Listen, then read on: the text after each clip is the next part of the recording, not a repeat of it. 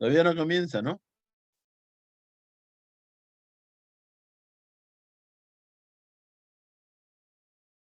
¿Me escuchan? Hola Alfredo, te escuchamos bien. Creo que Enrique, que es el coordinador técnico, va a Ah, ya, poner un video para empezar la sesión. Lo esperamos y arrancamos ya. después de eso. Oye, ya sé que otros están oyendo, pero me pasó que me escribieron de Perumín para entrar en una reunión y yo me confundí con las dos reuniones. Después me he fijado que la de Perumín es para el miércoles, pero me creó una confusión porque todo parecía que era de lo mismo. Yo dije, qué raro, ya no está Pepe Gallardo, sino otra persona. Solo se enredos de andar apurado. No hay problema, Alfredo.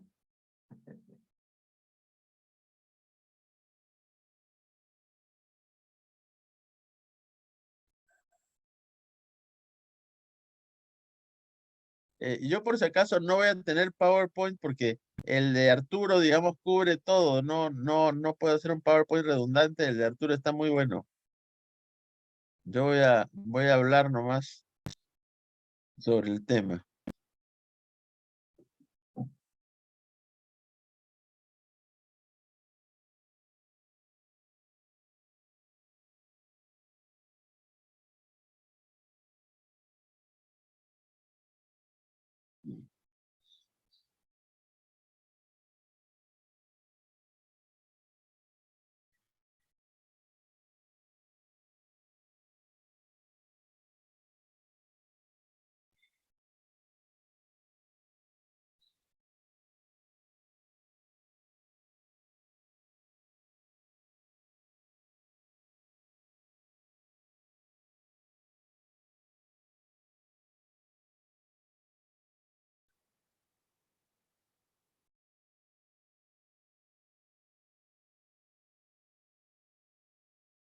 Pepe, estás en mute, ¿no es cierto? ¿No importa? Sí, estoy Ay, en... Estaba... Arturo también. Ujú. Sí, estamos listos. Creo que podemos empezar. Sí. Sí. Buenas tardes a todos. Quiero darles la bienvenida a este seminario, en la cual la verdad que estoy muy contento, honrado de presentar a dos colegas y amigos. Eh, eh, Tenemos hoy día la presentación de una investigación de Arturo Vázquez y las reflexiones de Alfredo Dahmer. Arturo Vázquez es profesor en el Departamento de Economía, eh, es egresado de nuestra escuela, bachiller, licenciado en Economía. Posteriormente hizo sus estudios de doctorado en Economía de la Minería y de la Energía en la prestigiosa Colorado School of Mines. Eh, Actualmente, además de ser profesor de Economía, es presidente del directorio del Grupo Distriluz, miembro del Consejo Directivo de los ITEL y es director de investigaciones de Gerens, ¿no?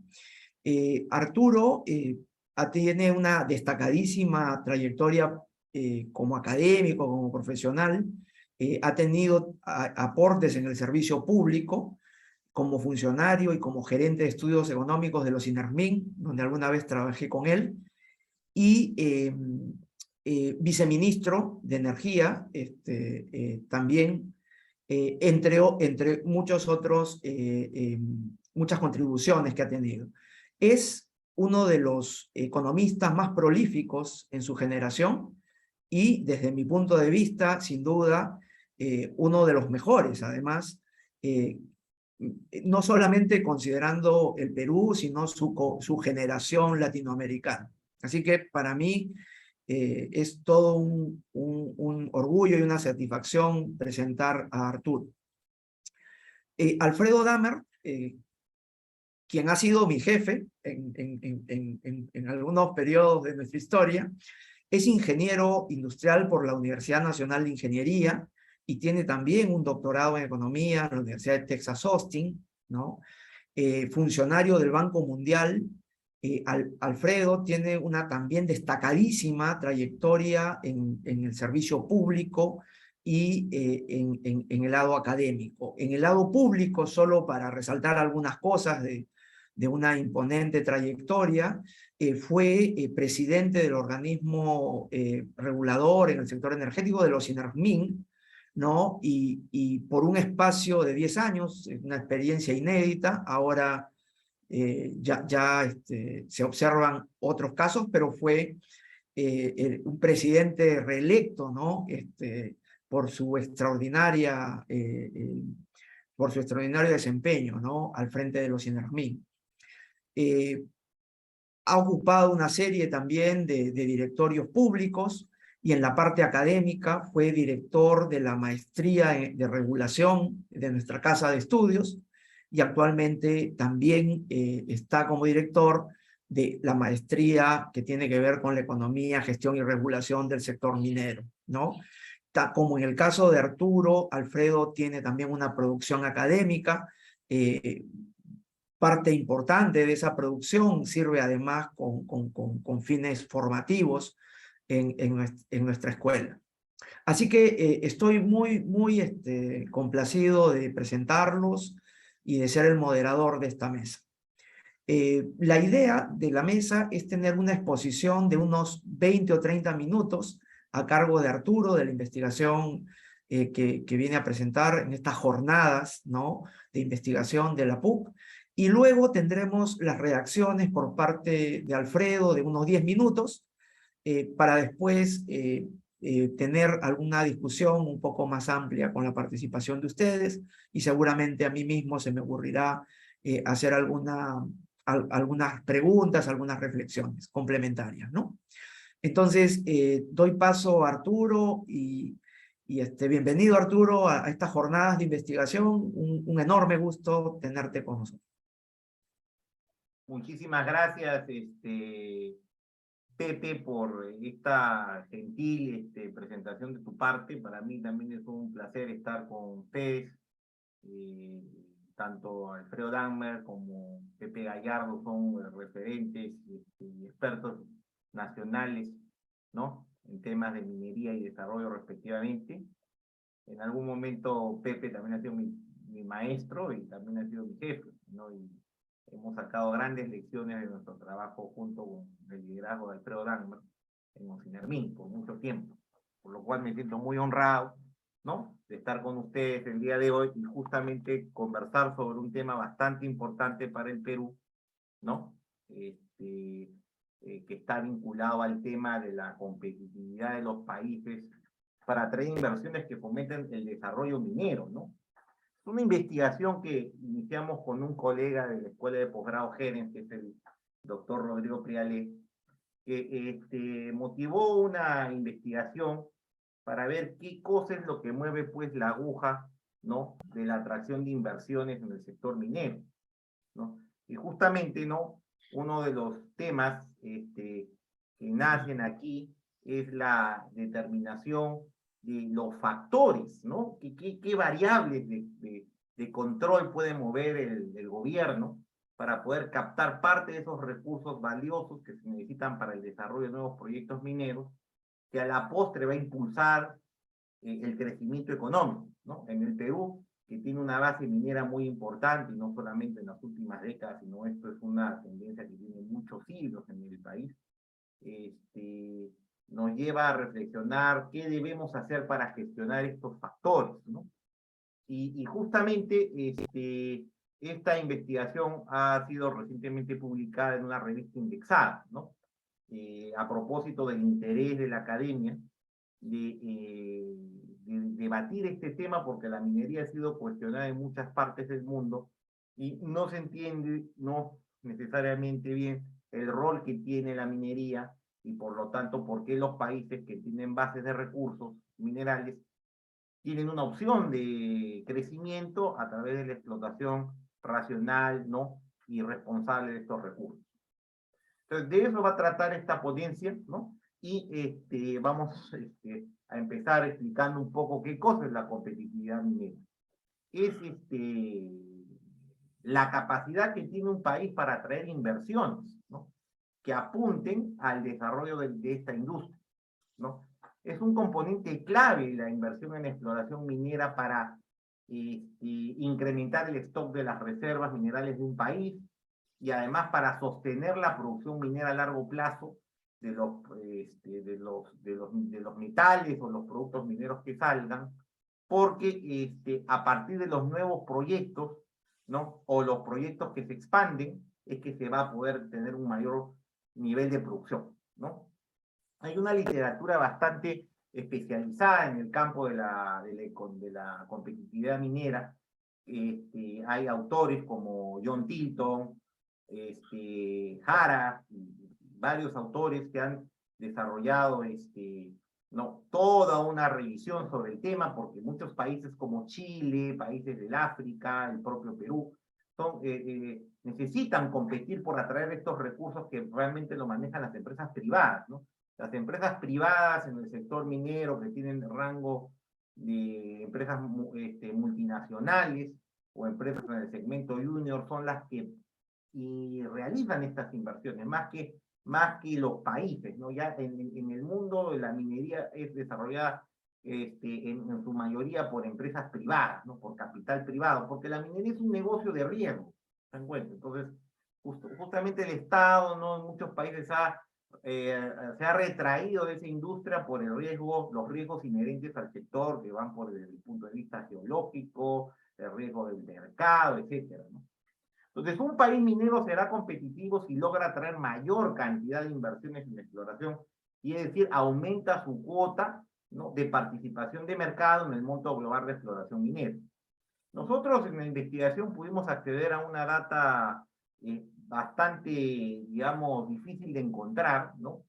Debido a que los datos de gasto de exploración de las empresas mineras son datos que usualmente son privados de las empresas, o también son datos que están no accesibles de una manera pública, ¿no? Entonces hemos tenido realmente la suerte de poder acceder a esta base de datos para poder sacar algunos análisis, ¿no?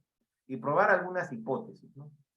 Entonces, la competencia para atraer inversiones en exploración minera a nivel internacional es clave, ¿no? Porque es el principal impulsor de la producción minera futura. Teniendo en cuenta que los recursos naturales de este tipo, los recursos mineros, son no renovables. Entonces, si tú no inviertes en exploración, a largo plazo la producción minera va a retrotraerse, ¿no? Va a caer porque no se renuevan las reservas y eso te va a llevar a una pérdida de viabilidad de las empresas que son las que producen estos productos mineros, ¿no? Entonces, sin un flujo de inversiones en exploración constante, la industria minera pues, puede tener problemas de sostenibilidad, ¿no? Entonces, con la inversión en exploración minera, ¿no? Vamos a tener pues una competencia, ¿no? Por atraer estas inversiones. Los países compiten para atraer estas inversiones a nivel internacional. Y lo que hemos identificado en el trabajo es que hay factores que atraen, ¿no? O favorecen la inversión en exploración minera, o repelen, o limitan que esta inversión minera venga al país y pueda desarrollarse, ¿no? Entonces, en ese contexto, si se da la atracción de inversiones y se gatillan nuevos proyectos de desarrollo minero, vamos a tener que esa inversión en exploración a largo plazo va a tener efectos positivos sobre el PBI del Perú, ¿no? Porque vamos a tener un aumento positivo para la producción minera y eso genera efectos del abonamiento que impulsan el crecimiento económico, ¿no? Y evidentemente también el erario público se beneficia porque a mayor producción minera va a haber una mayor cantidad de contribución fiscal, regalías mineras, y por lo tanto las regiones también se van a beneficiar con el canon minero y el reparto de estos recursos, ¿no? Entonces, si un país atrae inversiones, ¿no? Como les decía, ¿no? Va a tener una mayor cantidad de reservas esperadas a largo plazo y eso permite una mayor cantidad de proyectos mineros que se desarrollen. Claro, hay toda una regulación que el Estado tiene, ¿no? Por ejemplo, los estudios de impacto ambiental, la regulación de las concesiones mineras, hay bastante intervención aquí regulatoria, pero el gran tema es que un país tiene que competir, hay una competencia intensa por atraer estos recursos entre los países a nivel mundial, ¿no? Y la competencia es bastante feroz, por eso es que hay las grandes ferias mineras, justamente estamos a puertas de una gran feria que es Perumín, ¿no? Que es bastante relevante a nivel mundial, ¿no? En donde se discuten justamente qué es lo que se va a desarrollar en el mundo, ¿no? Y también está la famosa convención de los prospectores y desarrolladores de proyectos de Canadá, que le conocemos como la Feria del PIRAC, que se da alrededor del primer trimestre de cada año, en donde van todos los exploradores, todas las empresas a buscar iniciativas de inversión. Entonces el Perú tiene que tener, digamos, siempre como potencia minera que lo es, interés en buscar condiciones que permitan atraer estas inversiones, que son las únicas que van a poder mover la aguja de la creación de mayores reservas. Si tienes mayor producción minera, tienes, ¿no?, un efecto interesante en las exportaciones, se generan divisas, vas a tener un tipo de cambio probablemente más competitivo, mayores eslabonamientos productivos, la industria minera tiene conexiones con la industria metalmecánica, con la industria de proveedores mineros, crea tecnología, es así como Chile, por ejemplo, ha desarrollado una cadena de valor, ¿no?, integrada a la minería, que no solamente ve la parte primaria de la explotación, sino también la innovación tecnológica, la incorporación de energía renovable, ahora también. Entonces, hay todo un efecto muy positivo del abonamiento. También hay efectos multiplicadores en el empleo directo e indirecto, ya lo dije, una recaudación fiscal mayor y un mayor desarrollo de infraestructura relacionada a logística minera, ¿no? Desarrollo ferroviario, carretero, ¿no?, portuario, etcétera, ¿no? Todo este impulso de actividad económica evidentemente va a tener un impacto en los ciudadanos, pero acá también va a ser necesario, estimados participantes, también que el Estado intervenga, ¿no?, como lo pongo acá, porque el Estado puede tener mayores recursos y el Estado tiene que tener un buen diseño institucional para poder redistribuir los recursos para cerrar las brechas sociales que enfrentan los ciudadanos, ¿no? Entonces, respecto a la revisión de la literatura académica, voy a ser bastante breve respecto a eso. Hay, como le digo, una literatura especializada en el tema que se revisa en el artículo, ¿no? Voy a dejar unos enlaces a estos artículos al final de la presentación, y si no nos pueden escribir para yo poderles alcanzar los trabajos. Se analiza justamente el rol de la inversión en exploración minera para ampliar la base de recursos que garanticen este pipeline de proyectos continuamente en un país, ¿no? Y que eso permita compensar el agotamiento de los depósitos minerales que naturalmente aparecen por su tipología de no renovabilidad. Entonces, un país va a ser más competitivo si logra traer mayores inversiones y aumenta su cuota de mercado en ese ámbito. Hay dos visiones de la competitividad minera que se ven en la literatura. Una que es la tradicional, que uno usualmente, por ejemplo, acá en la carrera de economía, en la católica, pues estudiamos la teoría del comercio internacional y vemos ahí que la dotación de recursos crea las famosas ventajas comparativas, ¿no? Ese es el enfoque del modelo de Heckscher-Ohlin, ¿no? Heckscher-Ohlin-Bank, ¿no? Uno tiene una mayor dotación relativa de recursos y eso genera competitividad. Pero la hipótesis alternativa, que es la que evaluamos en el trabajo, es el énfasis en el clima de inversión, ¿no? O sea, el grado de desarrollo institucional y el clima de inversión que viene con eso para atraer inversiones, que es la hipótesis del profesor John Tilton de la Colorado School of Mines, que es un importante, yo creo que uno de los pioneros en la economía minera mundial. Ha venido, puede contar el profesor Dahmer también a visitar a la Católica varias veces, a su programa de maestría en gestión, en regulación minera que él, ¿no? Entonces, ¿por qué es importante esta distinción? Porque en el mundo minero la visión tradicional está bastante marcada, ¿no? Porque en el mundo minero tenemos mucha gente que está en el ámbito técnico geológico, hay ingenieros de minas, metalurgistas, geólogos, geotecnistas, y ellos siempre están pensando en el potencial geológico como la principal variable que gatilla la inversión minera, ¿no? Entonces, esta hipótesis tradicional de que el potencial geológico es el principal driver de la competitividad minera siempre ha estado presente en las discusiones profesionales, en los gremios, ¿no? Y justamente, ¿no? Ellos plantean que la inversión minera va a desplazarse hacia los países que tengan gran cantidad de potencial geológico, ¿no? Entonces, ¿no? Justamente esta idea la contesta, ¿no?, Tilton, ¿no? y otros autores planteando esta visión alternativa, ¿no? En donde el clima de inversión es otro determinante clave. O sea, el grado de competitividad de una economía para atraer inversiones también tiene que ver mucho con el desarrollo institucional, ¿no? Y eso lo voy a explicar con una lámina en un momento. Un mejor clima de inversión va a traer mayores inversiones en exploración minera. Y acá hay una infografía que resume un poco las dos hipótesis, ¿no? El enfoque tradicional, que está basado en la teoría clásica del comercio, ¿no? El sustento está basado en el descubrimiento de nuevos yacimientos mineros, y justamente la señal de inversión se da por la señal geológica, ¿no? Y la visión alternativa nos dice de que el clima de inversión también es otra variable, y vamos a demostrar en esta investigación que es la más importante en realidad, mucho más que el potencial ideológico, para atraer inversiones. Y ahí hay varios elementos institucionales, por ejemplo, la tributación minera, el sector financiero estable, ¿no? Reglas de movimiento de capital flexible, el tipo de cambio, la mejora en la calidad de la infraestructura, la calidad regulatoria, etcétera, ¿no? Es un poco de los temas que se tratan en esta literatura. Y acá vamos a ver, ¿no? Un poco qué es lo que proponemos en este trabajo también, adicional a las dos visiones, tanto tradicional como alternativa. Aparte del potencial geológico que es medido en esta investigación, ¿no? La capacidad de extraer recursos minerales para los mercados de exportación y el consumo interno. Y también el clima de inversión, que es clave para la reducción del nivel de riesgo de inversiones y también es clave para tener costos de producción competitivos, ¿no? Justamente, ¿no? Incorporamos dos variables adicionales.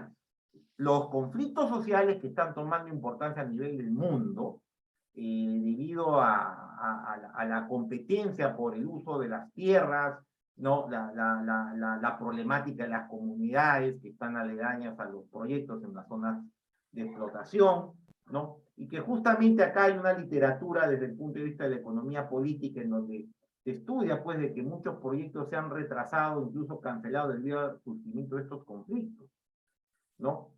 Estos conflictos, según estos autores, Grossman, King, Collier, Hoffler, etcétera, mencionan, pues, que los conflictos crean daños colaterales en una economía porque generan costos económicos externos y se asocia a reducción de inversión. ¿Se dan cuenta? Entonces es un problema que la política pública también tendría que gestionar. Este es un tema mucho más complejo, ¿no?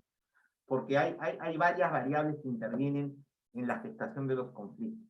Y el otro tema que analizamos es la densidad poblacional como una variable adicional, porque un mayor nivel de urbanización en un país introduce restricciones para explotar depósitos minerales. Países altamente urbanizados tienen pocos espacios naturales para poder desarrollar la actividad minera en áreas de explotación o concesión. Entonces va a haber un conflicto entre las poblaciones en países más densamente poblados y la minería por un tema de competencia por el uso de la superficie, ¿no?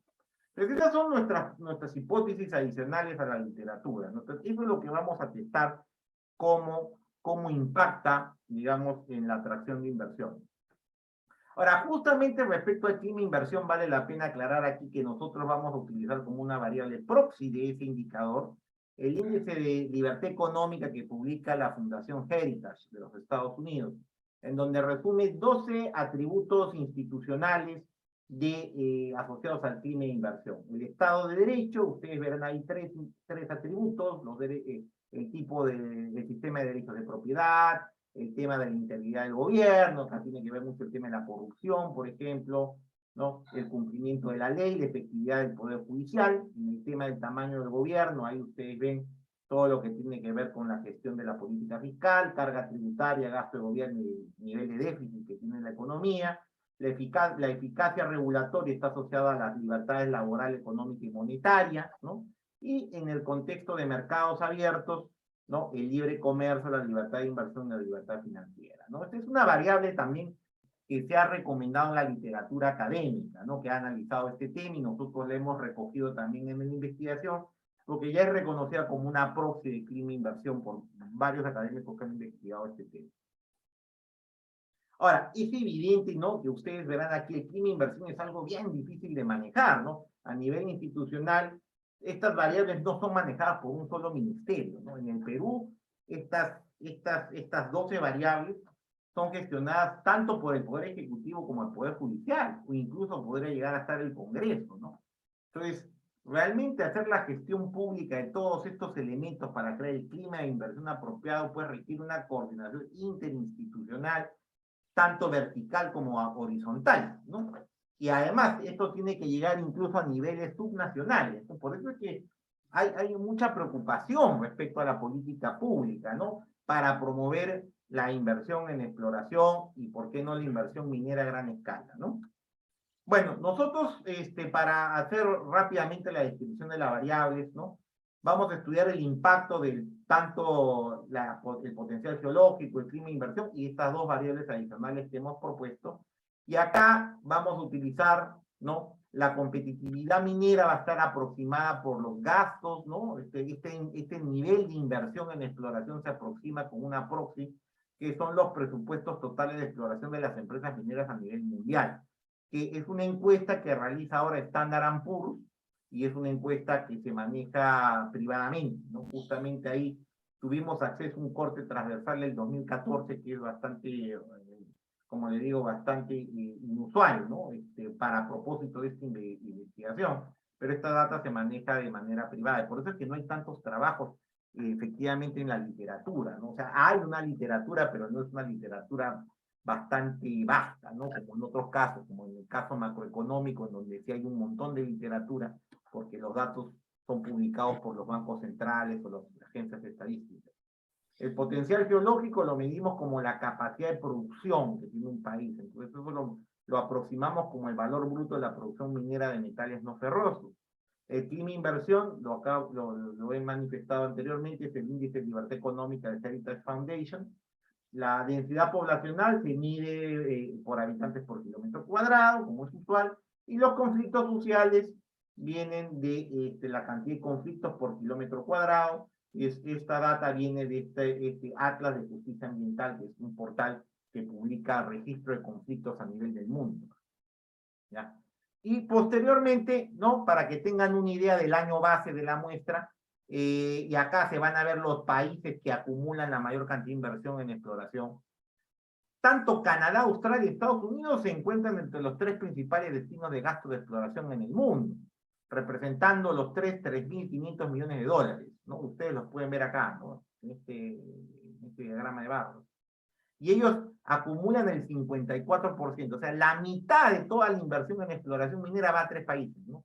Y qué curioso que son países, ¿no? Del ámbito de la OCDE, bastante desarrollados, ¿no?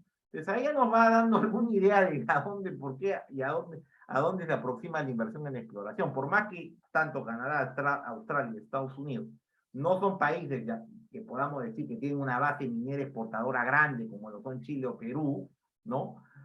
Porque tienen una diversificación productiva bastante vasta, ¿no? Son países que atraen más, ¿no? Aparentemente no tanto por el potencial geológico que tienen, sino también por la estabilidad de las reglas de juego y el clima de inversión, ¿no? Esto lo vamos a ver ahora. Bueno, de ahí siguen México, Chile, China y Perú, ¿no? Que atrae aproximadamente 560 millones de dólares. Esto es, como digo, la data que accedimos al año 2014.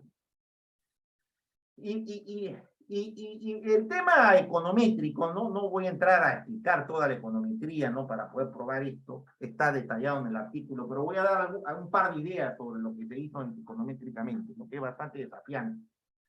A nivel econométrico, lo que encontramos es que la variable de exploración minera, como se darán cuenta, tiene una distribución asimétrica al lado izquierdo.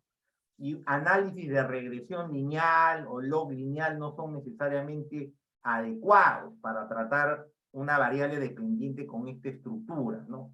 O sea, está nuestra estimación no paramétrica, utilizando una densidad kernel, es bastante ilustrativa del problema, asociado a una comparativa con una distribución normal, ¿no? Entonces, la econometría que hay que hacer para poder analizar este tema no es estándar, ¿no? Hay que utilizar herramientas un poco más sofisticadas, y hemos utilizado unas herramientas que vienen de la moderna teoría del comercio, está enfocada en las ecuaciones de gravedad, o lo que le llaman las gravity equations, ¿no? Como le llaman en esa literatura, ¿no? Ahora les voy a explicar esto. Bueno, la distribución de los gastos de exploración se concentra en pocos países, está muy acumulada hacia la izquierda y eso va a generar sesgo en las regresiones que uno pudiera hacer, ¿no? Entonces, por eso es que nosotros usamos una forma funcional diferente a otros estudios que se han hecho en la literatura, y como esta distribución es asimétrica, tenemos que utilizar un enfoque que se le conoce como el modelo de pseudo máxima verosimilitud de Poisson, que la forma funcional es esta de aquí. Esta forma funcional se ha utilizado muchísimo en la teoría moderna, en la teoría empírica de comercio internacional, ¿ya? En la literatura de las ecuaciones de gravedad, ¿no?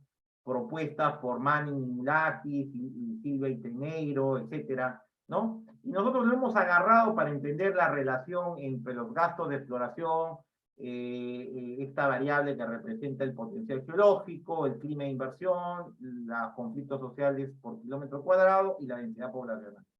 Entonces hay que estimar esto con una econometría especial, como digo, eso está detallado en el artículo, y vamos a ver el cálculo de las elasticidades de cada una de estas variables. Ustedes ya verán ahí que beta 1, beta 4 son las elasticidades. Acá hay un error, esto en realidad debería ser beta 2. Hay un typo ahí, ¿ya? Bien, entonces, cuando calculamos las elasticidades, ¿no? Vamos a encontrar impactos, digamos, estabilizados de la sensibilidad de las variables explicativas respecto a nuestros gastos de exploración. Y eso es lo que encontramos. Encontramos, por ejemplo, que el potencial geológico tiene una elasticidad inelástica de 0.25, mientras que el clima inversión tiene una superelasticidad, tiene 2.3, es superelástico.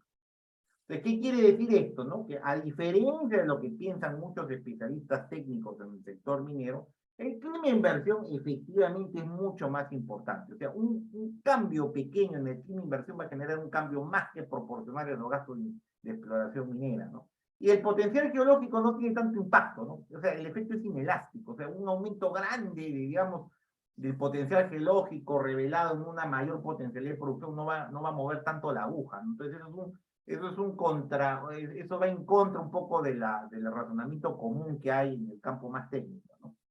Y acá tenemos los resultados de las dos variables adicionales que hemos incorporado en el trabajo. Conflictos sociales tiene un impacto inelástico, pero no tan bajo, de 0.47. Entonces, probamos empíricamente, ¿no?, que los conflictos sociales sí afectan, digamos, el atractivo de inversión, y la densidad poblacional también. Entonces, la gobernanza territorial tiene un impacto también en todo esto, estimados asistentes. ¿No? Entonces, por ejemplo, un incremento de 1% en el nivel de la variable clima inversión aumentaría 2.3 la inversión en exploración minera. Entonces, nosotros podemos decir que hay unos impulsores de la competitividad, que es el potencial geológico y el clima de inversión principalmente, y hay unos repulsores, ¿no?, o disuasores de la inversión, que son los conflictos sociales y la densidad poblacional. Entonces, hay que plantear políticas. Si uno quiere desarrollar un país a nivel de toda su potencialidad minera, tendría que plantear políticas para manejar estos impulsores y repulsores, ¿se dan cuenta, no? Y nosotros hemos hecho un análisis por región también, y ustedes van a ver ahí que el efecto de los conflictos sociales resulta ser mayor en Latinoamérica. Si ustedes ven la elasticidad, ¿no?, todas estas elasticidades, dicho sea de paso, son significativas, ¿no? Por eso les pongo los asteriscos ahí. Estadísticamente, eso quiere decir que esas variables son diferentes de cero, ¿no? Su impacto es diferente de cero, ¿no? Es lo mismo que aquí, ¿no? Por eso es que lo detallo, los niveles de significancia de 95 y 99%, ¿ya? Y acá ustedes se van a dar cuenta también que tenemos elasticidades bastante significativas, pero lo curioso es que encontramos que Latinoamérica tiene muchos problemas, ¿no?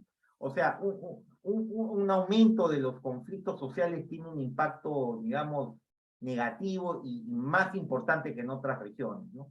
Si ustedes se dan cuenta acá, por ejemplo, Norteamérica tiene la mayor elasticidad de clima e inversión, que es 2.74, ¿no? Por eso de que eso no nos debería, digamos, entonces, dar curiosidad de que tanto Canadá, Estados Unidos, México, estén dentro de los primeros países que atraen inversión en exploración, ¿no? Y miren, el efecto de los conflictos sociales es relativamente bajo, ¿no? No tienen tanto impacto, ¿no? Ese es un tema bastante interesante. Entonces, hay una varianza a nivel regional en el mundo respecto a estas elasticidades, ¿no?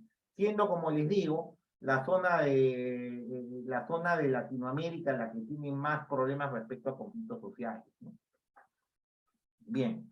Y probamos la hipótesis alternativa de Tilton. Eso es un tema también que nosotros lo hemos evaluado porque, como les digo, en el sentido común de la gente en la industria minera, mucho se habla del tema más técnico, geológico, y no tanto el económico, ¿no?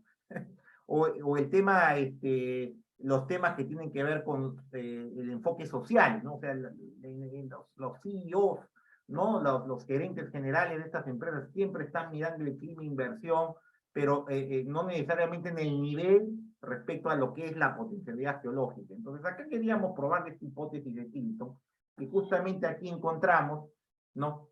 Vamos a demostrar que si la hipótesis tradicional implicaría en nuestro análisis, en nuestro modelo, que la elasticidad del clima inversión es menor a la elasticidad de potencial geológico. Y la visión alternativa es probar que esta elasticidad es mayor. Entonces, esa es la prueba que hacemos, es una prueba, una cola, ¿no? Entonces, eso es lo que se va a hacer acá. Y cuando hacemos esto a nivel de toda la muestra, encontramos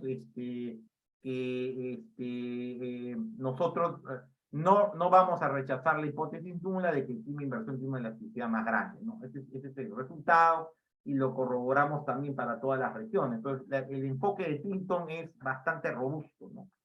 Entonces, el clima de inversión es una variable de prueba que es más determinante, ¿no? Bien, para ir terminando ya y dar pase a mi colega Alfredo Dangmer, voy a dar algunas lecciones para el caso peruano de esta investigación, ¿ya? Entonces, en primer lugar, hay que mencionar, ¿no?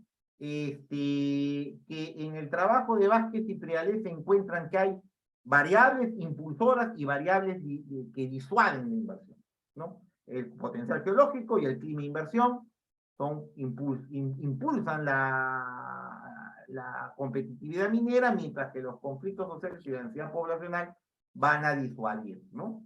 La urbanización, como les digo, genera problemas de gobierno territorial, ¿no? Ese es el gran problema también del Perú, ¿no?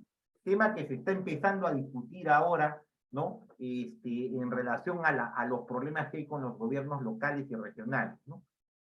Lo que hemos hecho también con otro colega que es Armando Gallegos de Geren, en otro trabajo, es revisar los planes mineros. ¿Qué cosas hacen los países en su planeamiento minero sectorial? O sea, ¿cómo ven eso a nivel ya de la política pública, a nivel de todos los sectores de sus economías? Hemos revisado los planes estratégicos de Australia, Sudáfrica, los Estados Unidos, Canadá, una muestra de países que tienen, ¿no?, el mayor atractivo de inversión, ¿no?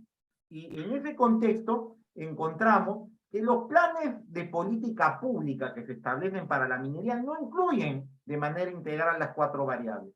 Los planes mineros se centran principalmente en el tema geológico. Entonces, bueno, o sea, en lo que, como le digo, los técnicos se preocupan, ¿no? Y se centran en la promoción de las actividades de desarrollo de información geológica. Y los otros 3 factores que hemos analizado en el trabajo son manejados a un mayor nivel de gobierno y de una manera desordenada, ¿no? Y no están propiamente manejadas por el ministerio sectorial, que en nuestro caso sería el Ministerio de Energía y Minas, ¿no? Por tanto, los planes mineros que van a regir la política pública van a tener poca influencia sobre los drivers de la competitividad minera o los repulsores, ¿no? Entonces, usualmente el potencial geológico es manejado por los ministerios de Energía y Minas, y las otras variables por diferentes entidades, ¿no? Ministerio, la oficina del primer ministro, lo que llamamos organismos públicos descentralizados, ¿no? Entonces está desordenado, ¿no? Ese es el gran tema, ¿no? Por ahí algunas la ve el Banco Central, inclusive, ¿no?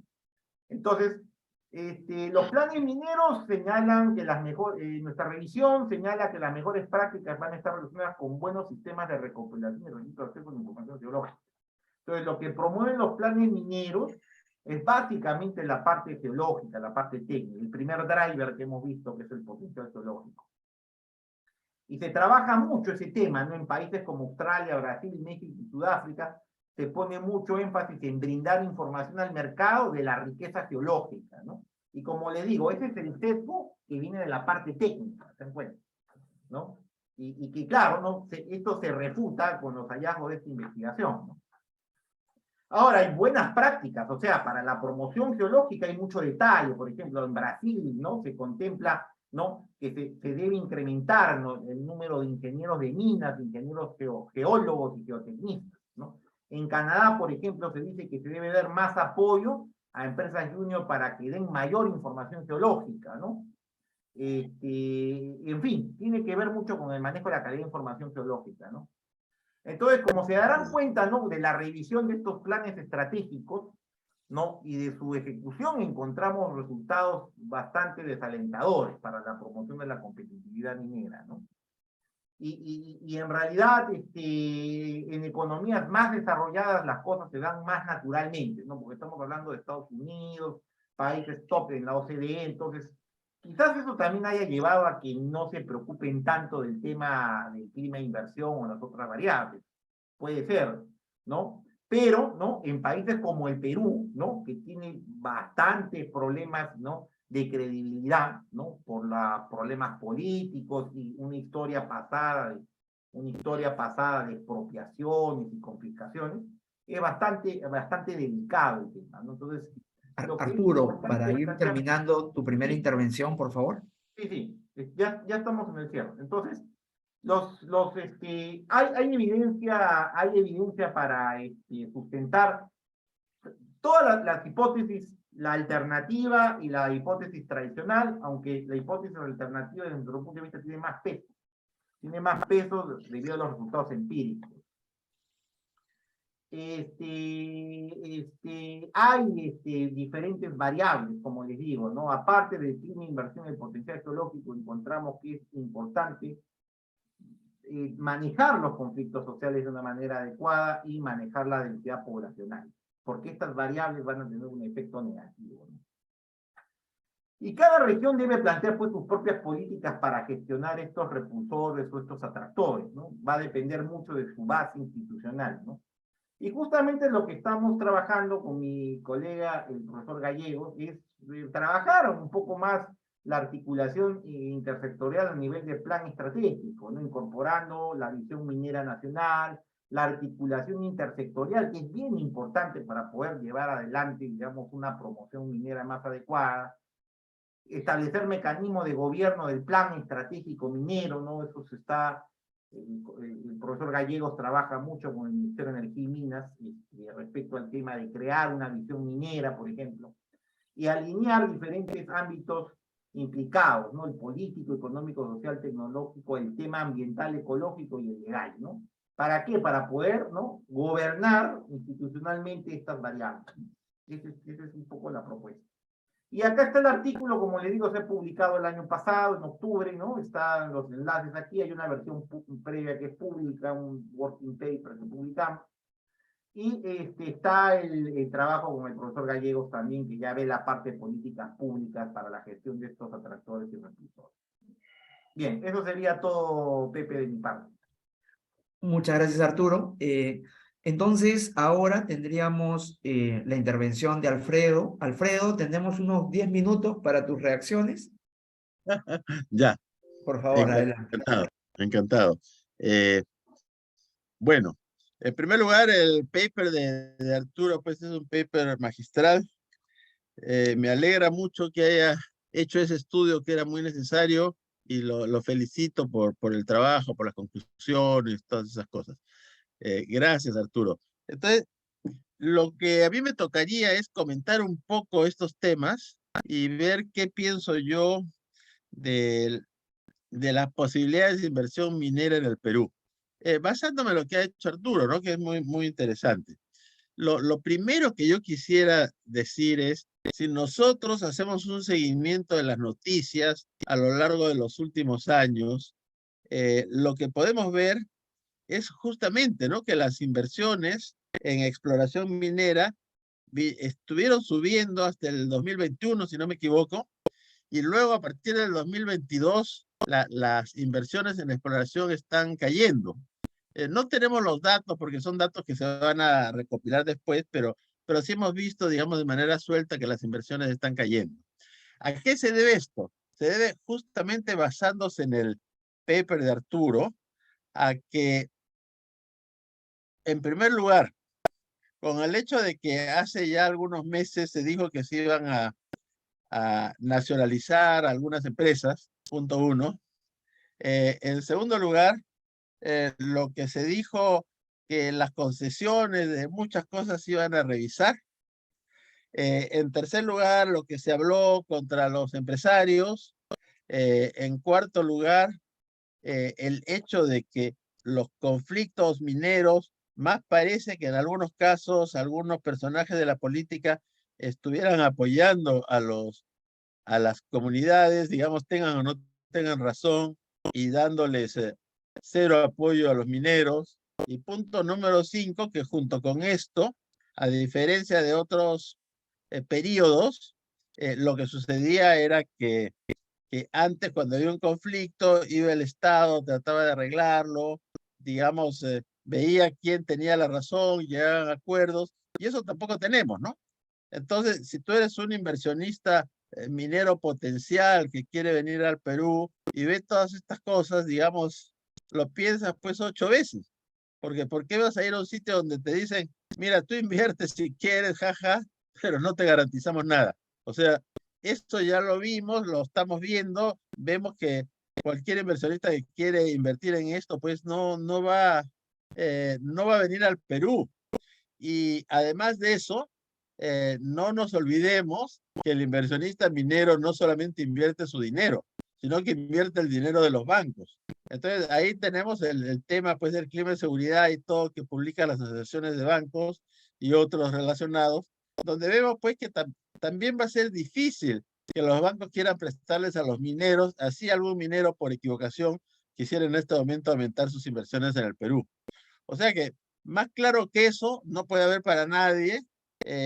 Yo creo que algo se tiene que hacer a nivel de gobierno y de otra forma a nivel de empresas si queremos pues que mejore el clima y que mejore la inversión en exploración en el Perú. Que en este momento la situación pues no es muy optimista, ¿no es cierto? Todo eso ya lo hemos visto desde el punto de vista teórico que nos ha presentado Arturo. Ahora, el otro tema es el tema del potencial geológico.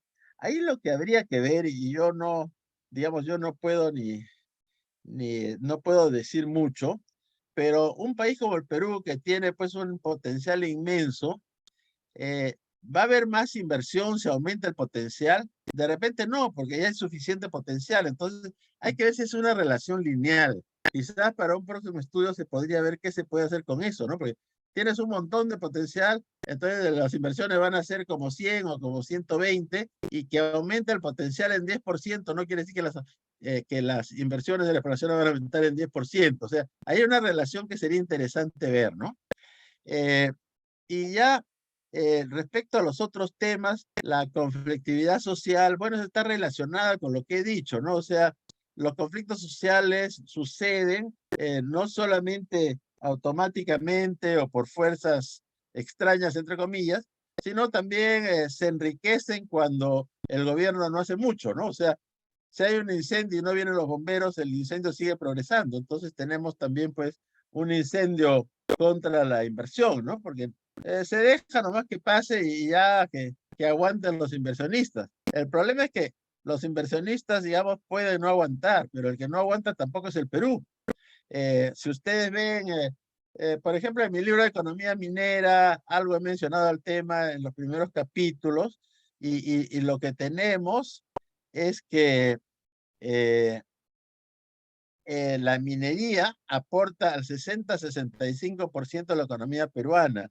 Y lo que la gente, yo no sé por qué, digamos, a veces yo no me lo explico porque hay gente inteligente, ¿no? Pero hay también gente inteligente que protesta, que está contra la minería, y de esos yo no entiendo cómo pueden decir que el Perú no debería avanzar en minería. Eso es lo que no entiendo porque, digamos, en el corto y mediano plazo, a no ser que haya un milagro y alguien se dedique a inventar cosas en el Perú, que no he visto que avance mucho eso, eh, ¿de dónde vamos a sacar las divisas para traer los celulares que les gustan a tantos, la gasolina que siempre queremos tener para nuestros carros nuevos, las medicinas con las cuales, digamos, si no estaríamos pues viviendo 20 años menos en promedio, la ropa, que a mucha gente no le basta con ponerse pues ropa de alpaca, sino que quieren traer ropa importada, y un montón de cosas. O sea, nosotros en realidad, si no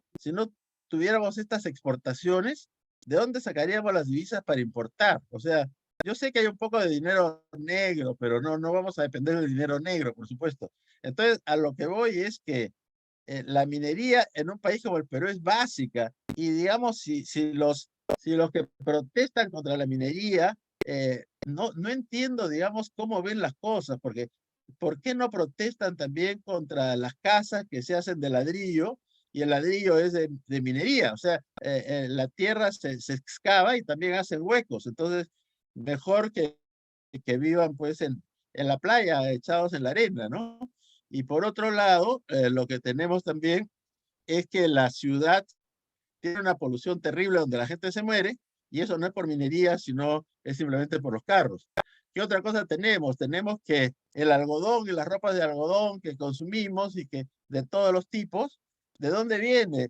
Si ustedes se ponen a analizar, en los años 1800, con la revolución industrial, se llevaron un montón de esclavos de al África a Norteamérica y a otras partes, y digamos, es de eso que se ha desarrollado la agricultura, y así si pueden ver cualquier cosa, los seres humanos han sido muy descuidados y deberían cuidar en todo. En minería también quizás debería haber un mejor cuidado del medio ambiente, debería consumirse menos, entonces los que protestan de esto también consuman menos, por favor, pero no podemos decir que la minería es mala, y hasta le llaman extractivismo. Y al llamarle extractivismo ya le están poniendo un nombre negativo, ¿no? Lo cual a mí me parece infame, porque lo que están haciendo es están haciéndonos un daño a todos, inclusive a ellos mismos. Entonces, yo quería mencionar todos esos temas. No quiero que se note que tengo cólera, sino que lo que tengo es un poco de decepción. Decepción porque la gente que critica no se dan cuenta de lo que están haciendo y no tienen una alternativa. O sea, ¿qué opciones nos están dando? ¿Cómo van a tener divisas para consumir todas estas cosas y viajar en clase de business para ir a las reuniones que tienen a protestar contra la minería? Entonces, no, en realidad para mí yo no entiendo cómo hay gente que piensa así. eh, y ahora regresando a las inversiones de minería, que yo creo que sí tenemos un problema de que no se están haciendo suficientes inversiones, que en el futuro vamos a sufrir de esto. Y vamos a sufrir de esto justamente por las cosas que menciona Arturo, en el sentido de que sí, hay que proteger el que haya inversiones mineras, hay que atraer a los inversionistas mineros para que el Perú tenga futuro. O sea, no sé por qué algunos parece que quisieran que el Perú tenga pasado y no futuro. No quiero decir más porque no hay tiempo. Muchas gracias. Vamos exactos, sí. Muchas gracias, Alfredo. Arturo, bueno, me imagino que vas a estructurar algunos comentarios en relación al tema de la dependencia que tenemos, ¿no? Por el lado de divisas, del sector minero, del sector agroexportador. Pero yo quería aprovechar, Arturo, para hacerte algunas preguntas, pedirte algunas reflexiones, por supuesto, desde la óptica del desarrollo, ¿no? Y, en esa línea, mira, quería comentarte que me parece limpio el camino de la relevancia del sector minero en la economía peruana, y inclusive hasta la investigación que tú has hecho, y a partir de eso quería hacer unas preguntas. ¿A qué me refiero? Eh, en el año 2008, más o menos, se publica un artículo por parte del profesor Ricardo Hausmann y Bale Klinger, ¿no? Un artículo sobre el diagnóstico de la economía peruana, y donde hacen una reflexión sobre unas 3, 4 décadas, ¿no? Y la conclusión del artículo de Hausmann y Klinger es básicamente esta relación fuerte que hay entre el crecimiento de la economía peruana en todas sus fases expansivas, de crisis, ¿no? De estancamiento, con el sector minero energético. ¿no? Entonces, interpretan desde los años 70 hasta entrado ya el milenio, la evolución de la economía peruana íntimamente vinculado a la evolución del sector minero energético. Eso me parece bastante limpio, te digo, ¿no? Es decir, cambia algo la cosa desde que el sector agroexportador se suma, pero es limpio ese resultado. Luego está tu investigación, ¿no? Que va al vínculo de qué cosa afecta el que tengas una mayor exploración y se entiende explotación del recurso, ¿no? En esa parte, lo que tú planteas evidentemente es que siendo que los recursos son importantes, el clima de negocios y el tema de la conflictividad, el tema de la densidad poblacional son elementos que, digamos, están en esa línea, ¿no? Y el Perú geológicamente creo que es un país bendecido. En la parte de clima de inversión, si bien es cierto, siempre hay elementos que faltan, a mí me parece más bien, ¿no?, que el Perú es un país que tiene muchos de los checks en la lista que tú has presentado, ¿no? Se ha trabajado una serie de temas, ahí, digamos, tendría una percepción distinta a la que había comentado Alfredo, ¿no? Me da la impresión que el Perú en general tiene un ambiente de inversión, mirando tres décadas, que está bastante bien. El tema de la conflictividad, digamos, encuentro un gran valor en tu reflexión, ¿no? Yo creo que es parte de la respuesta a las preguntas que voy a hacer. Y lo que tú dices es, mira, yo encuentro que en esos países donde se generan, ¿no?, los marcos conceptuales, técnicos, por ejemplo, para operar, hay muy poco de conflictividad social. Y por lo tanto, en un plan minero, ¿no?, que me imagino que los técnicos del Perú de alguna manera imitan, recogen lo que hacen las mejores prácticas, ¿no? Los planes mineros que se hacen para realidades donde no hay conflictividad, evidentemente, en una economía como la peruana no los consideran, y eso es un problema porque como se ha impulsado en la Escuela de Economía en la PUC desde décadas, siempre tienes que meter los elementos de que las economías, en verdad, teniendo elementos comunes, tienen elementos también distintivos, y la economía peruana es distintiva, ¿no? Por lo tanto hay que estudiarla, ¿no?, de manera separada también. Muy bien, yo creo que esa parte está, ¿no? Es limpio y ahí has identificado un primer tema.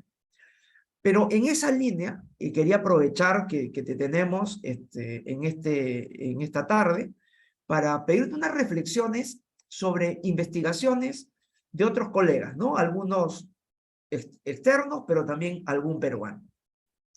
De lo que se ve en el Perú, me gustaría pedirte una reflexión sobre lo comentado por Tony Zapata, profesor de Historia de la PUC, en el cual identifica, ¿no?, una etapa interesante, nueva, que se da por la pugna que hay entre la minería informal y la minería formal, ¿no?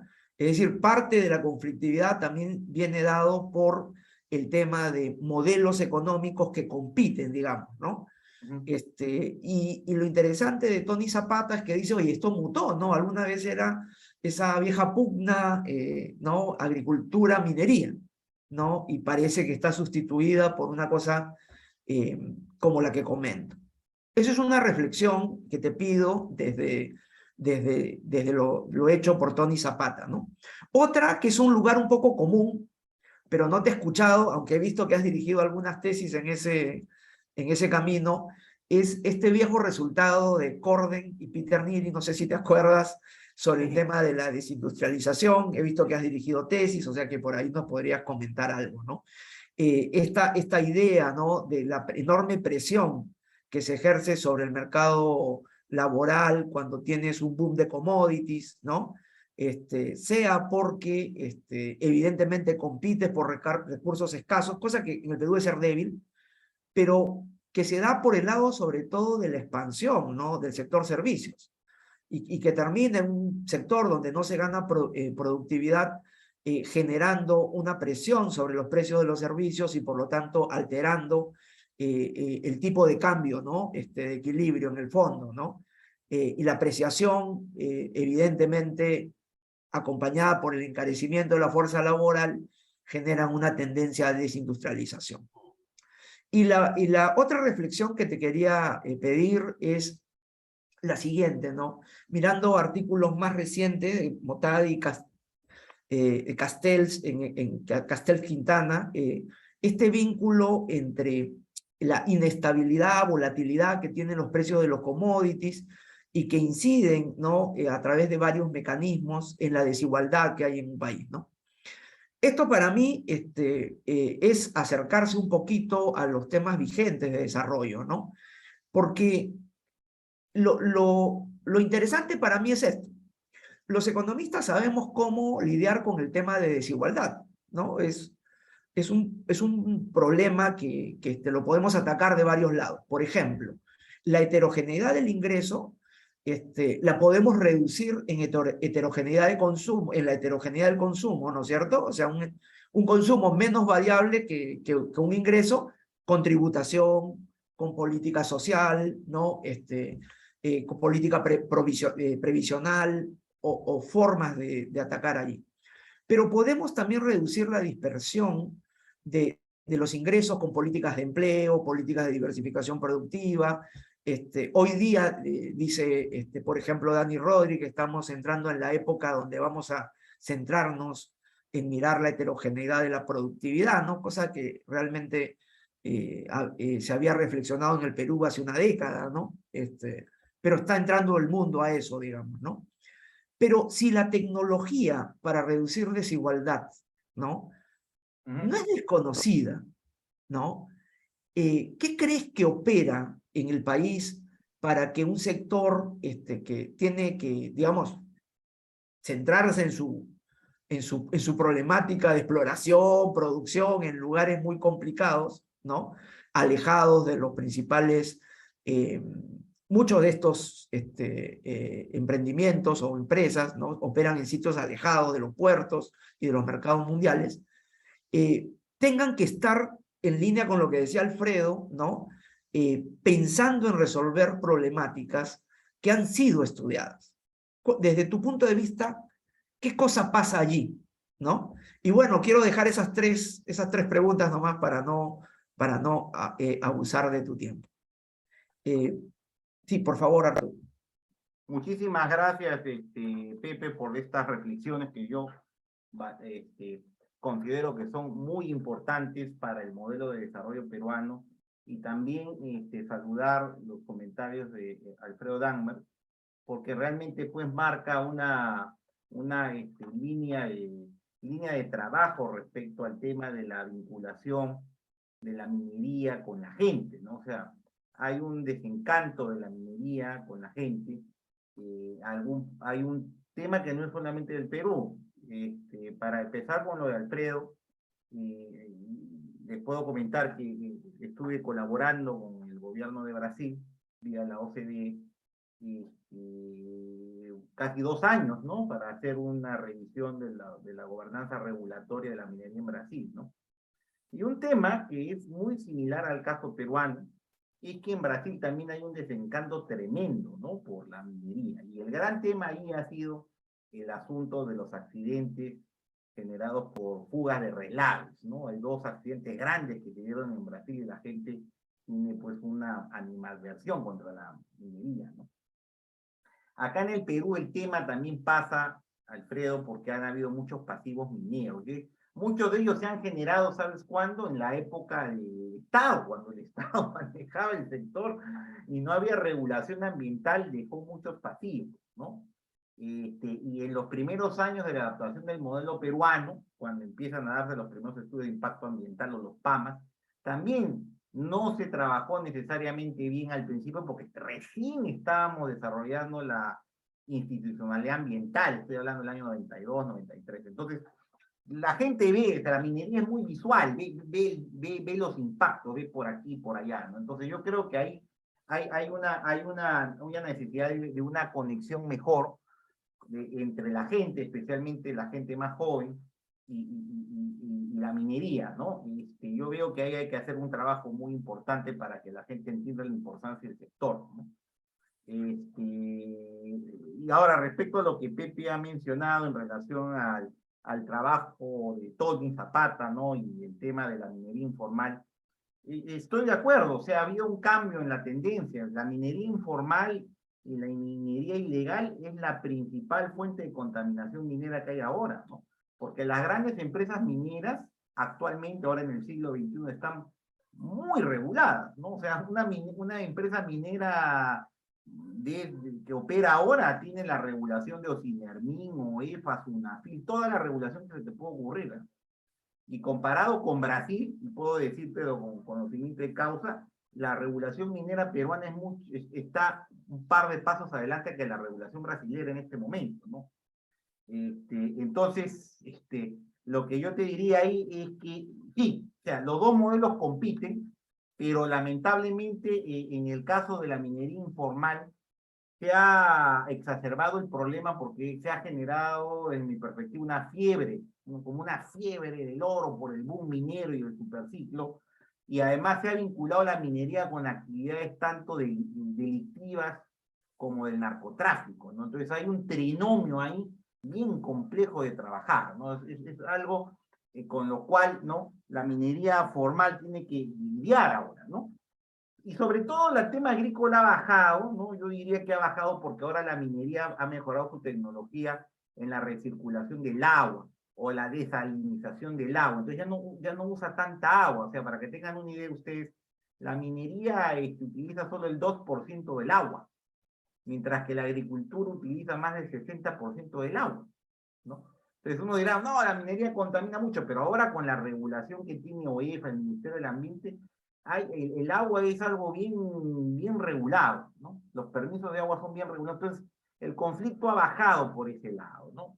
Y más bien el pleito es reputacional, ¿no? O sea, porque la minería ilegal genera los daños y la minería formal absorbe las balas, te das cuenta, ¿no? Como que la reputación de la mala minería que hacen las prácticas ilegales, que como digo, está en un trinomio perverso entre actividades delictivas y narcotráfico en el Perú, los palos los recibe la minería formal, que es la que es más visible. Entonces, hay ese problema. Yo creo que es por eso, más que una pugna, yo creo que la minería formal recibe la mala reputación de la actividad minera informal, ¿no? Ahora, tú estabas preguntándome por el tema del modelo de la enfermedad holandesa, de Corden-Minier, ¿no? Mira, como tú dices, hemos estado asesorando, ¿no? A algunos tesistas aquí de la Facultad de Economía, y lo que hemos estado encontrando a nivel preliminar en estos proyectos de tesis es de que hay poca evidencia respecto al efecto cambiario, ¿no? En realidad, a nivel de la data macroeconómica no se observa tanta evidencia del efecto de la enfermedad holandesa, pero quisiera aportar a lo que tú estás mencionando en relación al tema de la presión laboral y el sector de servicios, ¿no? O sea, ¿por qué se podría dar un impacto ahí? La verdad es que en realidad tiene mucho que ver con el estatus de la economía peruana en relación a lo que Alfredo ha dicho, ¿no? En realidad el sector, ¿no? Se ve más fortalecido por el tema de la globalización, debido a que hay mucha importación financiada, ¿no? Por lo que ha dicho Alfredo, las divisas que genera la minería permite ampliar el abanico de servicios, ¿no? Y estos servicios se han complejizado, ¿no? Ahora hay servicios incluso a nivel digital, ¿no? Nuevas tecnologías, y lo que ha hecho la minería es fortalecer ese sector, efectivamente, ¿no? Y por lo tanto, sí, ¿no? A nivel de mucho detalle, que no se puede ver eso en la data macroeconómica, yo creo que este es un trabajo microeconómico ahí, Pepe, es que efectivamente el costo laboral se encarece y habría, digamos, en algunos sectores un impacto, ¿no? De la expansión de servicios, ¿no? Pero claro, o sea, tú tienes un banco central que ha sido reconocido a nivel internacional con su esquema de flotación sucia que permite manejar muy bien el tipo de cambio. Acabo de escucharlo a Waldo Mendoza un poco hablar esto con la BBC, ¿no? Explicando cómo ellos han manejado eso a nivel macro, ¿no? O sea, es algo bastante interesante. Entonces, quizás, como te digo, la data macro no lo permite ver, pero yo creo que a nivel micro sí, en ciertos subsegmentos hay problemas, ¿no? de presión laboral, ¿no? Y el costo de los servicios. Es una agenda pendiente que hay que trabajar, desde mi punto de vista, ¿no? Pero yo lo que te diría es que la minería no es que ahora, digamos, va a generar un problema tan grave como uno podía verlo en la época de los años 80, cuando Corden saca sus trabajos, porque la minería ahora se ha constituido en una cadena de valor más virtuosa. Países, por ejemplo, que no son necesariamente mineros, pero que sí tienen una base de recursos como Noruega, han desarrollado un modelo de desarrollo bien interesante que hay que estudiar y sacar reflexiones para el Perú, porque ellos han creado una cadena de valor de metalmecánica, contratistas, tecnología, etcétera, asociada al gas natural, a la explotación de gas, y son una de las primeras economías del mundo. Lo mismo sucede con Australia, les cuento, ¿no? Entonces, si bien es cierto, viene el boom minero impacta a otros sectores vinculados. Entonces, yo te diría que la diversificación productiva funciona, pero no hay que ver la dimensión de diversificación productiva horizontal y la vertical, ¿no? Yo creo que en el Perú también se está dando diversificación a nivel horizontal dentro del mismo segmento minero, en la metalmecánica, por ejemplo, o en la provisión de proveedores mineros, que es básicamente parecido a Chile, ¿no? Aunque en Chile se ha dado de una manera más amplia. Y la diversificación vertical, que es un tema que tú has estudiado bastante bien, de ver otros sectores, impulsores, yo creo que es una agenda pendiente que lamentablemente se ha dejado. Ese fortalecimiento vertical ha debido seguir, ¿no? Porque los recursos de la minería le dan esa potencialidad. Países como Qatar o países como Noruega han desarrollado esa verticalidad en la diversificación productiva también, ¿no? Entonces, esa experiencia hay que recogerla, hay que fomentar investigaciones en la materia. Y el último tema que tiene que ver con la volatilidad de los precios de los commodities, mira, ahí yo te doy toda la razón. Ahí el Perú no tiene una política para manejar eso. Necesitamos crear fondos intergeneracionales de recursos naturales, como los tiene Australia, como los tiene Canadá, como los tiene Noruega. ¿Para qué? Para generar recursos, ¿no?, mineros que vayan a un fondo de compensación intergeneracional y que estabilice la economía. Eso no tenemos. Tenemos un pequeño fondo de estabilización fiscal, ¿no?, que creo que era de 8.000 millones de dólares, pero no tenemos pues estos grandes fondos que tiene pues Noruega con billones de dólares, ¿te das cuenta? Entonces yo creo que ahí hay una política pendiente de trabajar, no lo hemos hecho, ¿no? Y eso es un riesgo, porque una vez que se acabe el boom, lo que uno puede observar de analizar la teoría del superciclo de los commodities, sobre el cual he escrito algo sobre el tema, es que las vacas flacas son muy largas y las vacas gordas son muy pequeñas. O sea, uno ve que hay una expansión del precio del cobre o del precio del oro o del precio de los metales básicos en un periodo muy corto de tiempo, pero después el precio está bajo por muchos años. Entonces, ese comportamiento supercíclico es necesario atenderlo con una política de largo plazo que se me ocurre que puede ser este fondo intergeneracional que se maneja, un fondo soberano intergeneracional que tienen estos países, ¿no? Eso es Pepe. Muchísimas gracias, Arturo. No sé si tenemos un tiempo más para escuchar alguna pregunta que tengan nuestros participantes.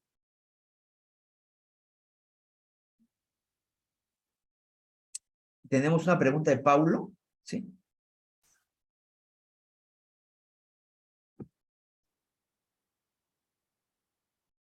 Está con el micro apagado.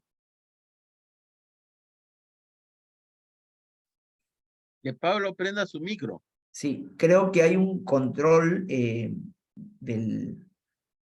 Habilitado. Sí, está habilitado, Paulo, por favor. Ok, muchas gracias. Buenas noches a todos. Ha sido una excelente ponencia. Yo tenía una pregunta desde el punto de vista económico, ¿no? Yo soy economista y hace poco salió un artículo en Bloomberg sobre la presión que va a haber sobre la demanda de cobre en el futuro, ¿no?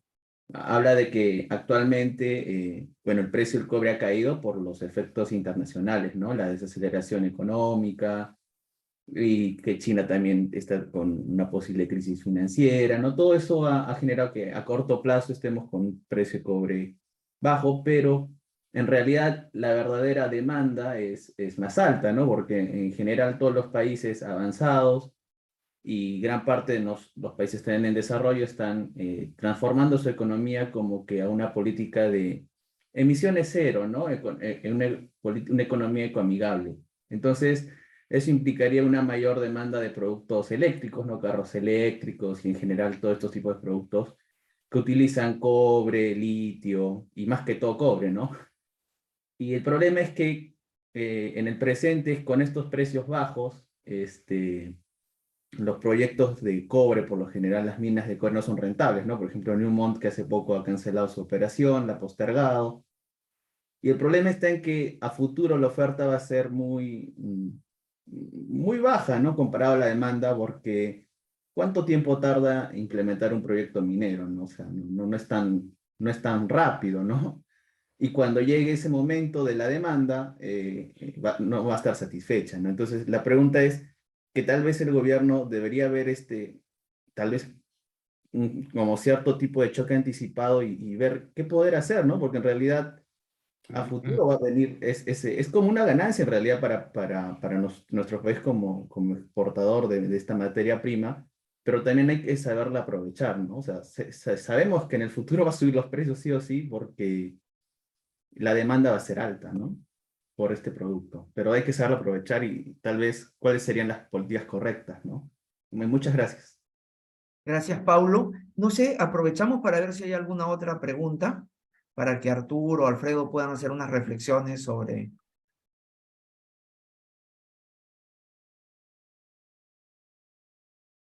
Creo que es la única pregunta, ¿no? Sí, parecería. Entonces, les pediría... Yo quisiera, a ver, perdón, ¿sí? quisiera hacer algo complementario a lo que Sí, hizo Héctor, por Pablo. favor, buenas noches. Sí, adelante. Buenas noches, bueno, Alfredo, ¿qué tal? Muy bien, Hola. interesantísimo las exposiciones del moderador también, que ha hecho una extensión antes de su pregunta. Muy buena, muy buena. No, yo quisiera saber, ahí Pablo habló sobre, digamos, lo que se viene encima en las inversiones, habló de litio, y todos sabemos que ya China actualmente está liderando lo que es la producción de automóviles con batería con este mineral. Pregunto, Bolivia, Chile, Argentina, no sé si Chile, Argentina y Bolivia nos están llevando a la delantera, y hay otros países que queda en Arabia, que no recuerdo el nombre, que es uno de los mayores productores de estos yacimientos de litio.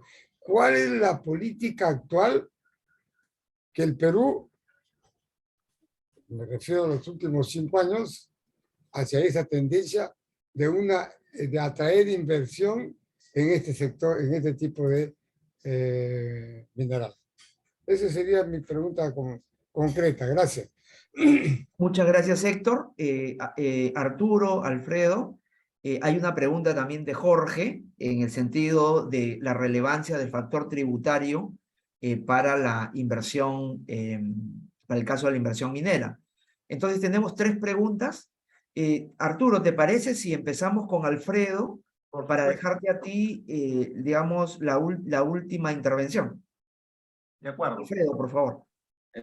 Sí, gracias, Pepe. Bueno, en el caso del consumo de cobre, es verdad, pues, que por un lado, el crecimiento de la China, que es el principal importador de concentrados y cobre metálico, no está creciendo tanto. Entonces, lo que va a suceder es que esto va a influir en que el mercado de cobre sea menos dinámico. No estoy seguro que eso quiere decir que va a caer el precio más, de repente se mantiene, no habría que hacer ya pues estudios un poco más al detalle, pero le agregamos, como decían algunos de ustedes, le agregamos los vehículos eléctricos, que eso van a darle pues un golpe para arriba para que haya más producción de cobre. Y por otro lado, también hay que agregarle que no sé cómo va a ir la oferta de cobre. Acordémonos que en Chile también el sector minero está sufriendo un poco de la política del nuevo gobierno. En el Perú creo que no hay nuevas inversiones. Yo tengo aquí unos datos de que las inversiones en minería, en exploración minera, en el 2012 fueron de 900 millones, creo que está en millones, bajaron a 600 en el 2014, bajaron a 400 en el 2018 y en el 2020 bajaron a 200 y subieron un poco en el 2021 a 300. O sea que la inversión en exploración minera ha caído un montón en los últimos 10 años. Con lo que está pasando ahora, para no meterme en política, con lo que está pasando ahora, probablemente esta exploración no va a aumentar. ¿Y esto qué quiere decir? Quiere decir que la oferta de cobre, Perú, Chile, seguramente no va a ser muy dinámica. Entonces, mezclemos una no tan dinámica demanda, que de repente sube por los vehículos eléctricos, con una no tan dinámica oferta, y probablemente los precios del cobre no van a caer mucho y hasta pueden subir. Quizás este año haya pues un poco de un efecto de shock por los cambios, pero yo creo que con un poco de suerte vamos hasta mejorar en el precio de cobre, ¿no? Entonces, eso era lo que yo quería aportar en este tema. Y en el tema de los impuestos, eh, es posible que un aumento, si todo lo demás estuviera bien, que un aumento de impuestos no tan altos, con las ganancias que hay en el sector minero, es posible que las empresas sigan invirtiendo. O sea que, pero hay que ver pues cómo son los otros temas. Si tuviéramos un gobierno que apoyara la inversión minera y la producción minera, hasta quizás podrían aguantar un poco de un aumento de impuestos moderado, ¿no? Esa es por lo menos mi impresión. Gracias. Gracias, Alfredo. Arturo, para tu cierre, por favor. Sí, sí, para atender las consultas del público, yo estoy totalmente de acuerdo con el profesor Gambaro. El precio del cobre va a ser más alto. Miren, lo que él ha dicho es bien importante. El carro eléctrico, la transición energética, va a hacer que la demanda de cobre sea más alta. Es más, el cobre es el primer metal tecnológico, porque acá habían preguntado de litio y de otros metales, ¿no? Entonces, el primerito es el cobre, porque el cobre se requiere para toda la transición energética. Entonces, antes, miren, cuando empecé a estudiar el tema de commodities, ¿no? Yo he escuchado especialistas que hablan de un precio de equilibrio a largo plazo de $2.50 la libra de cobre. Pero con el tema de la transición energética, a pesar de que en este momento es a corto plazo una coyuntura desfavorable para China y el tema de Rusia y Ucrania genera un problema, ¿ya? Se habla de 3.50 y el costo marginal de producción, que le llamamos el cash cost minero, o sea, el costo de extraer una tonelada adicional, no supera el dólar en muchas minas. Entonces, hay una renta ricardiana, ¿no?, que uno podría explotar, ¿no? Y Perú podría beneficiarse de eso. Para que ustedes tengan una idea, en este momento deben haber unos 4 millones de toneladas de cobre que se van a necesitar en los próximos 8 años. Entonces, hay espacio para sacar, al menos en cobre en Perú, poder sacar 4 minas de talla mundial.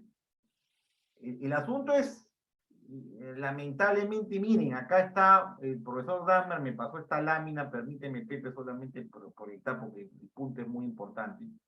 Con tu permiso, entonces, voy a proyectar esta lámina que ha puesto el profesor Dahmer. La inversión en exploración ha ido cayendo dramáticamente. Entonces, yo cuando hice el estudio, he marcado mi línea de base aquí, los 500 y pico millones. Ahí está, ahí yo he hecho el análisis, ¿no? Pero si ustedes ven acá, ha ido cayendo en el Perú dramáticamente. Entonces, eso no es positivo. No es positivo para nadie. Porque eso quiere decir que va a haber menos proyectos en el pipeline. En el Perumín se va a discutir, ¿no?, que Yabeco es el último proyecto minero de clase mundial que puede salir ahora, ¿no? Entonces se está hablando bastante de eso, ¿no? ¿Cuál es el nuevo proyecto? Y eso, yo les puedo decir que Yabeco es un proyecto que se descubrió hace muchos años. O sea, no es que sea un proyecto, como le llamamos en la industria, greenfield, ¿no? Es un proyecto que ya tiene muchos años en el pipeline y que recién ha salido, porque justamente que Anglo American debe haber visto que hay esta brecha de los 4 millones de toneladas, ¿ya? Entonces, si seguimos con esa curva decreciente, no nos va a esperar nada bueno. En ese sentido, el profesor Dahmer tiene toda la razón. Ahora, litio, ¿ya? En el tema de litio, es importante decir de que el Perú tiene reservas, recursos de litio, pero no tiene cadena de valor. Y para poder desarrollar la cadena de valor se necesita invertir en infraestructura y en tecnología para producir carbonato de litio. El carbonato de litio es la materia prima para las baterías. Entonces, en ese contexto, tenemos que crear la cadena de valor. Y eso no lo tenemos. Y yo no sé en este contexto tan trillado a nivel político si podamos atraer la inversión para hacer ese desarrollo. Eso es lo que nos miedo. Porque el litio se puede sacar de los salares de Uyuni que están en Bolivia o en Chile o en Argentina. Entonces tenemos competencia en el caso de litio. Es un poco delicado el tema del litio. Pero si pudiéramos sacar el litio sería extraordinario. O sea, estaríamos a competir en la transición energética. El litio está ubicado en la zona del lago Titicaca, por si acaso. Y en el tema de tributos, para contestar la pregunta de Jorge, está dentro de los factores del clima inversión del Heritage. El tema tributario es gravitante. Miren, hace poco hemos publicado un artículo sobre la carga fiscal o government take de la minería en el Perú. Podemos compartirlo también con la gente del Departamento de Economía, con los estudiantes de la facultad, o con la gente de estudiantes del profesor Dam, en la maestría de regulación minera. Nosotros determinamos que hay una carga fiscal regresiva para los proyectos nuevos. O sea, una de las conclusiones importantes de ese trabajo es que la carga fiscal para proyectos greenfield o de desarrollo inicial llega casi al 60%. Quiere decir que por cada 100 soles de utilidad el gobierno se lleva 60 soles y le deja 40 a la mina. Y no es una carga competitiva para proyectos greenfield. Si tú ves un proyecto maduro, o sea, un proyecto tipo, por ejemplo, Antamina, la carga fiscal es 47% más o menos, que coincide un poco con lo que ha sacado el Fondo Monetario Internacional hace poco. Pero los proyectos nuevos son los que me preocupan. Y esto está relacionado al gráfico del profesor Damer, que acabo de mostrar. Entonces sí impacta la carga fiscal.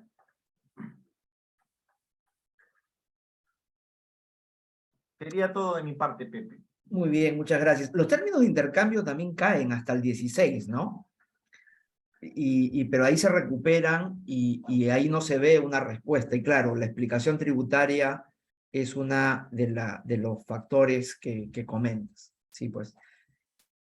Es lo que te comentaba, ¿no? Hasta los años 16, ahí hay una caída en los términos de intercambio y más consistente con la serie, pero luego los términos revierten, los precios revierten y sin embargo hay otros factores que deben estar explicando esta tendencia inclusive a tener menor exploración.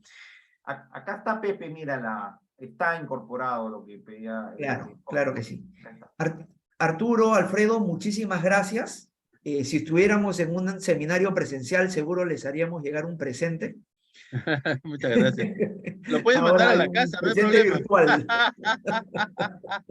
Te doy mi dirección. Muy bien.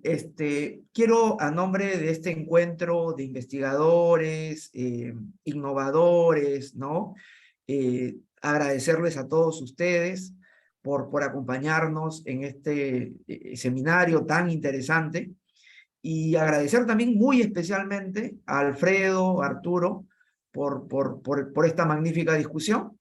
Seguro que se va a seguir con el debate en los años siguientes. El Perú es un país donde la minería es muy importante y seguro que nos encontraremos en otros seminarios. Contentísimo de haberlos tenido y que tengan todos una buena noche y un buen fin de semana. Gracias, Arturo, por tu magnífica participación. Hasta luego. Hasta luego.